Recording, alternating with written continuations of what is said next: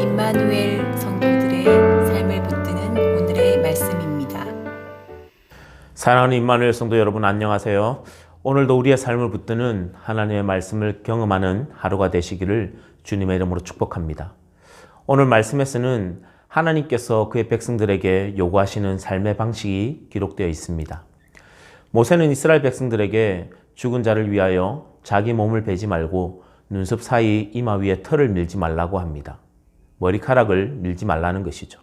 고대 사회에서는 몸을 베고 자해하는 행위로 죽은 자의 넋을 위로하고 또 머리를 미는 행위로 슬픔에 동참하는 것이 일반적인 관습이었습니다. 그러나 머리를 밀고 몸을 베는 것은 죽은 자의 영혼이 산자에게 어떤 영향을 미친다는 거릇된 사상을 가진 이방인들의 종교와 연결된 예식이었습니다. 죽은 자를 위한 자해와 머리를 미는 행동은 단순한 애도의 의미만이 아니라 더 나아가 죽은 자에 대한 숭배의식과도 관련을 갖게 합니다.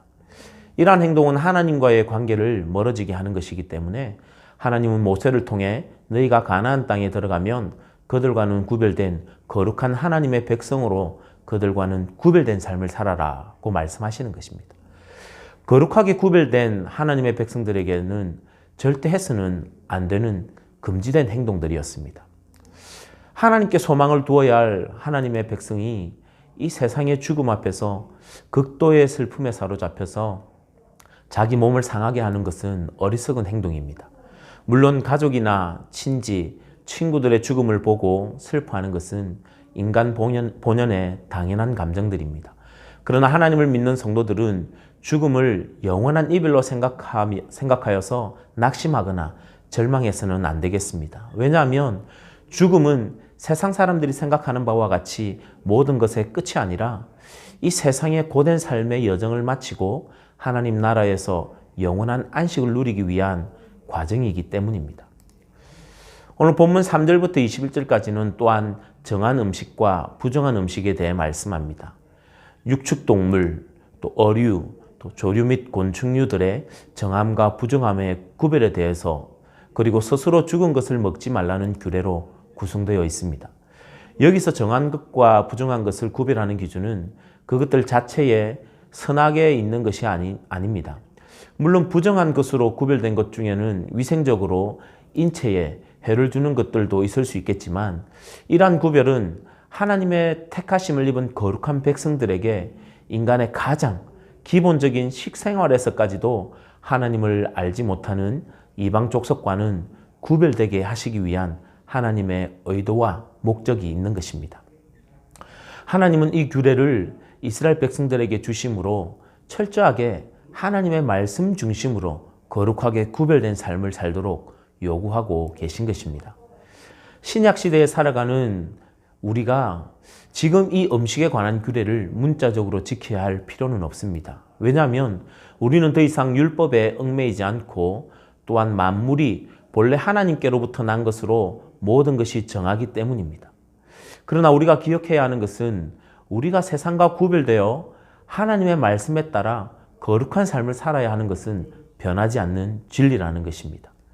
예수 그리스도의 복음으로 말미암아 율법의 문자적인 구속력은 없어졌다 하더라도 율법의 근본 정신과 율법의 목적은 오늘날 우리가 여전히 인정하고 따라야 하는 것입니다.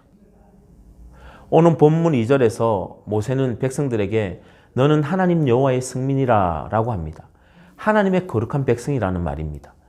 여기서 우리가 생각해야 하는 것은 하나님의 거룩한 백성이 되는 것은 우리 스스로의 힘으로 될 수 있는 것이 아닙니다. 우리가 거룩하신 하나님께 속하여 있을 때 우리는 하나님의 거룩한 백성이 될 수 있습니다. 하나님께 속해 있기 위해서는 끊임없이 또 지속적으로 우리의 삶의 방향을 하나님께로 맞추어야 합니다. 그때 우리는 하나님의 거룩한 백성이 될 수 있습니다. 하나님은 그의 백성들에게 구별을 요구하셨습니다. 이방인들의 풍습, 즉 오늘 본문에 나오는 자신의 몸을 베고 머리를 미는 것, 그리고 음식 문화까지도 이방인들과 구별되기를 원하셨습니다. 만약 그들의 문화와 풍습을 따른다면 거룩과는 상관이 없는 백성이 되고 하나님 앞에서 부정한 모습이 되어버리는 것입니다.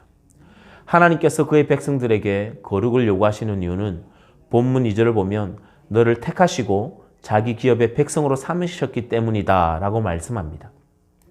이스라엘 백성이 하나님의 특별한 소유이기 때문에 거룩을 요구하시는 것입니다. 오늘 믿는 우리들도 하나님의 백성으로 그분의 소유가 되고 그분의 기업의 백성이 됩니다. 쉽게 말해서 믿는 우리가 하나님께서 특별히 또 귀하게 여기시는 보물이 된다는 것이죠.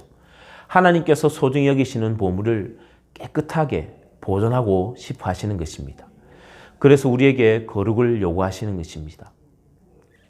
오늘날 믿음으로 하나님의 백성이 된 우리들도 세상 생활의 풍습과 이 시대의 문화와 세대의 흐름을 따르지 않고 구별된 삶을 사는 것이 하나님을 기쁘게 해드리는 것임을 기억할 수 있길 바랍니다.